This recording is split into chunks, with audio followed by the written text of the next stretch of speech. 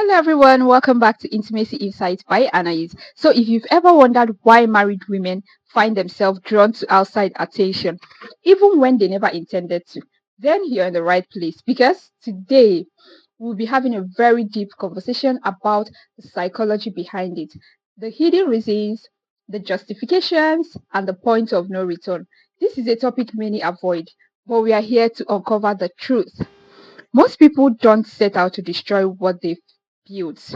They don't set out to destroy their own lives, but the road to ruin is paved with tiny, almost imperceptible steps. There is a brutal, unspoken truth about married women that most men don't see. It's the truth that makes them the easiest prey. Not because they are weak, not because they lack morals, but because human nature is wired for temptation. No one wakes up one day and say, I think I will betray what I've built. It happens in the smallest moments. The innocent conversations, the lingering glances, the way her heart beats just a little bit faster when she gets a text from someone who isn't even her husband. Psychologists have studied this for decades. They call it the slow erosion of boundaries. One step at a time, one thought at a time, until one day she looks in the mirror and doesn't recognize the person staring back at her. So, why are some women so easy to lure in? And more importantly, how do they justify it to themselves? That's exactly what we are about to expose now. So, listen up. Let's begin with the number one point, the unspoken void. Why some married women seek external attention. The great marriages are partnerships. It can't be a great marriage without first being a partnership. Helen Mirren once said that marriage at its best is a bond that withstands time, trials, and temptations, but not all marriages remain as strong as they once were. Some women, despite having taken vows, find themselves drawn to attention outside their marriage. And most of the time, it's not about the physical attraction alone, it's psychological. And the biggest mistake people make is assuming that these women are looking for an escape in their marriage. In reality, many of them are simply searching for something they've lost along the way in their marriage. Human beings are wired for connections. Women, in particular, have a deep rooted need for emotional intimacy, not just physical presence. In the beginning stages of marriage, this intimacy is strong. The late night conversations, the stolen glances, the feeling of being seen, it's intoxicating. It's intoxicating.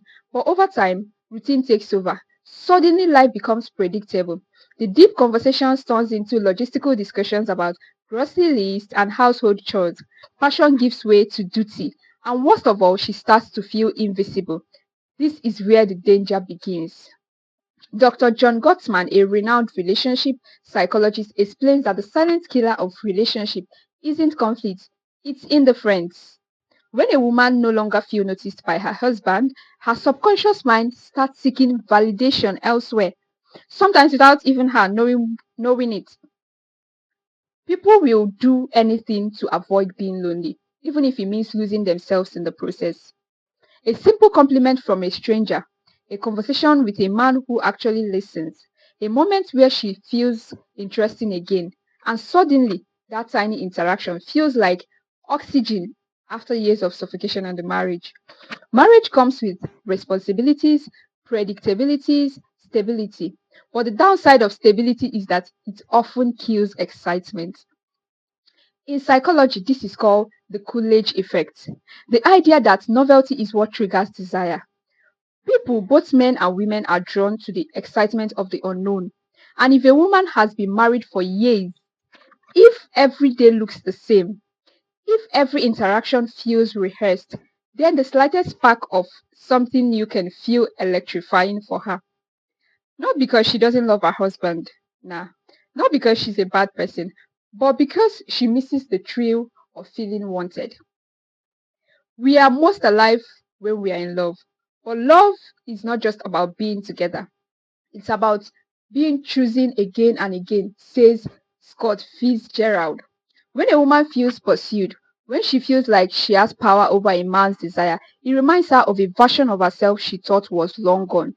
The younger version of herself, the confident version of herself, the one who felt effortlessly attractive. And so, even if she never intends to cross any line, she might start walking closer to them because in those fleeting moments, she feels alive again. Another overlooked reason why some married women become susceptible to external validation is social identity loss. Many women after marriage start to feel like they are no longer an individual. Now they are someone's wife, they are someone's mother, they are someone's caretaker. Their identity shifts from who I am to who I am to others. Before marriage, she was a mystery, an individual, someone who has dreams, interests, passion. After marriage, she becomes defined by her role, wife, mother, supporter, the one who keeps things together. While these roles are beautiful, they can also become restrictive. If a woman no longer feels like her own person, she might start seeking out interactions that make her feel separate from her role.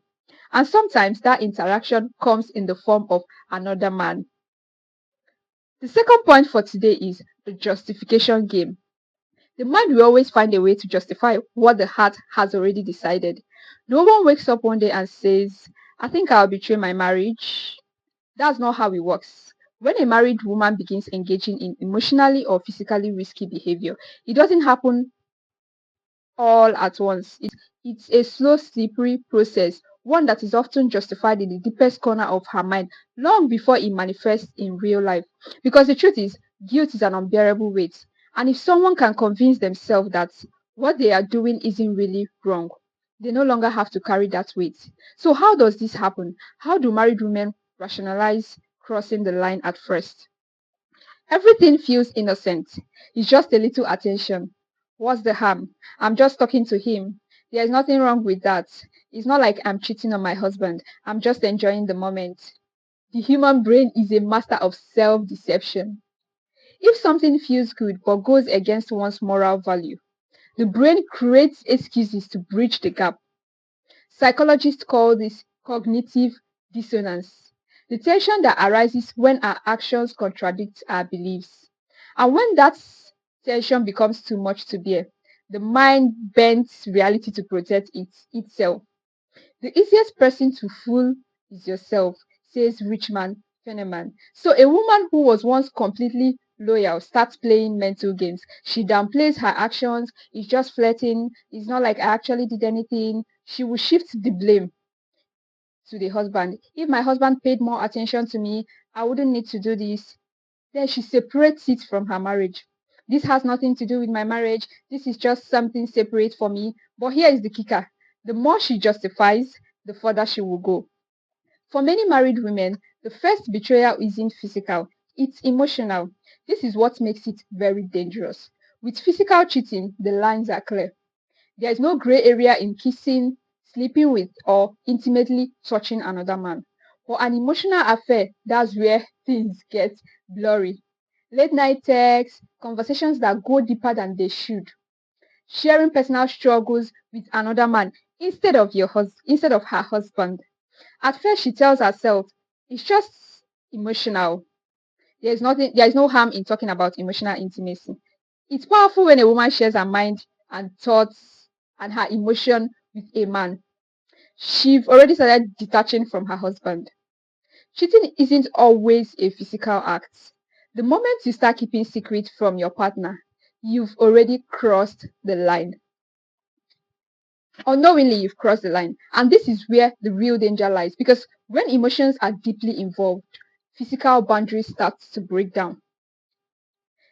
I deserve this justification. The last and the most dangerous rationalization is the I deserve this mindset.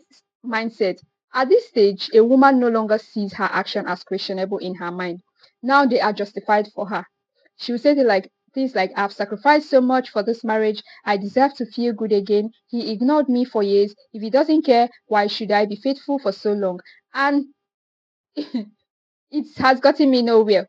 Being faithful. What's the point? This is the point of no return. At this stage, the emotional connection she's formed with another man feels more real than the marriage itself in her mind. In her mind, she has fully convinced herself that stepping over the line isn't betrayal, it's justice for her. And once a person believes something is justified, nothing can stop them. The reason married women sometimes become the easiest prey isn't because they are weak-willed or immoral. It's because the human brain is wired to rationalize what feels good. It starts with a small excuse, tiny justification, but if left unchecked, those justifications turns into action. And once the line is crossed, there is no going back. So the third point now is the breaking point. That's our next point for today. The chains of habit are too weak to be felt until they are too strong to be broken, says Samuel Johnson. Every story has a point of no return, a moment where there is no more just talking, no more innocent flirting, no more rationalizing, no more game. It's no longer game, it has become real. And it's scary. This is the most scary part women don't even realize when it happens until it's too late. In psychology, there's a concept called the threshold theory. It explains why people who swore they did never do something eventually end up doing it. Because the hardest part isn't doing it. It's doing it the first time. The first time she sends a message she knows she shouldn't send. The first time she meets up with him just as friends. The first time she feels his hand linger a little too long and she doesn't pull away. That's the moment where everything shifts. Because after that first time, the second time is easier. Aristotle once said, "What we do repeatedly, we become." And before she knows it, what once felt forbidden for her starts to feel normal again. Here's the biggest lie people tell themselves when they're on a dangerous path. I can stop whenever I want to. But can they really stop? Not really, because once something triggers an emotional response, it becomes addictive. Neuroscientists have found out that romantic and sexual attraction activates the brain pathway as drug addiction. The dopamine rush of a new connection feels intoxicating, like a hit of something she didn't even realize she was craving. So even if she tells herself this is the last time she will find a reason to go back, she will always find a reason to go back because at this point it's no longer about the other man. It's about the feeling she gets when she's with him at first. At first, lying feels unnatural. The first time she hides a message, the first time she makes an excuse, the first time she feels her heart race. When her husband asks her, "Who are you texting?" It feels wrong. But the human mind is terrifyingly adaptable.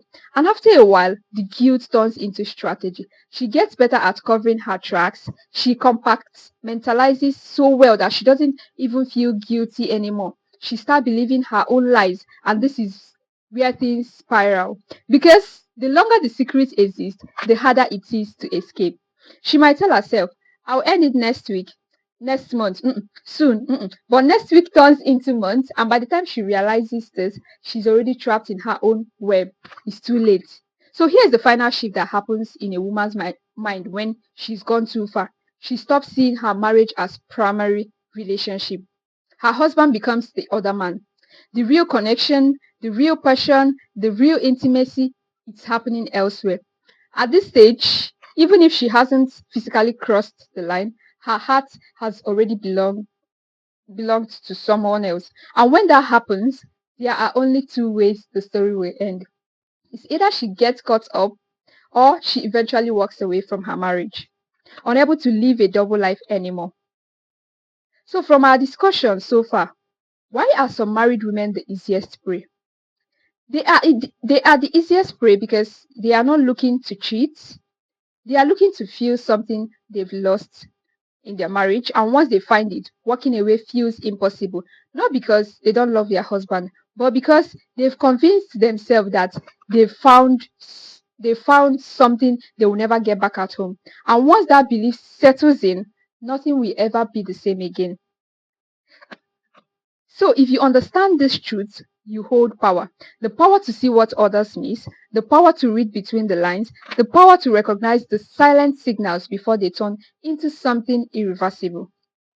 And with that knowledge, you will never be blind to the game again. Now, what's the takeaway from our conversation today? The road to betrayal doesn't happen overnight. It starts with small, unnoticed steps. But understanding this pattern gives you the power to see the signs before things go too far. If you found this insight valuable, Please do not forget to like this video. Don't forget to subscribe to this channel, and don't forget to hit the notification bell so you will never miss any new video from us. I will also love to hear from you in the comments. What do you think is the biggest reason behind emotional or physical affairs? Let's have this deep conversation in the comment section. I want us to keep it going. So thank you so much for watching Intimacy Inside by Anaid. See you in the next video. Take care of yourself. Bye.